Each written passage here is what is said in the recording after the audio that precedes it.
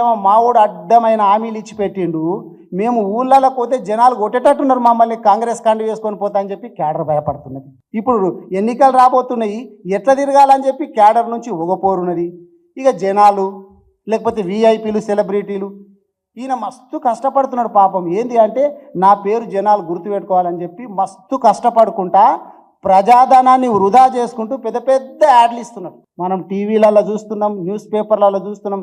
ఎంత పెద్ద యాడ్లు ఇచ్చినా కానీ సెలబ్రిటీలు కావచ్చు, మామూలు యాంకర్లు, వీళ్ళందరూ కూడా ఈయన పేరు మర్చిపోతున్నారు. జనాల నుంచి ఈ పోరు ఒకటి పడ్డది. ఏం చేయాలో ఈయనకు అర్థమైతలేదు. ఉద్యోగుల నుంచి మనం ధర్నాలు చూస్తున్నాం. ఈ డిపార్ట్మెంటు ఆ డిపార్ట్మెంట్ అని కాదు, అన్ని డిపార్ట్మెంట్లు, ఓదిక్కు ఆశా వర్కర్లు, ఓదిక్కు సమగ్ర శిక్ష వాళ్ళకు సంబంధించింది, చివరికి ఈయనకు ప్రొటెక్షన్ ఇచ్చేటటువంటి పోలీస్ డిపార్ట్మెంటు, హోంగార్డులు కూడా సమ్మె చేసింది. ఉద్యోగుల నుంచి ఒగపోరున్నది. విద్యార్థుల నుంచి, విద్యార్థులు రోడ్డు మీదకి వచ్చి ధర్నాలు చేసి విద్యార్థుల నుంచి ఒగపోరున్నది ఈయనకు.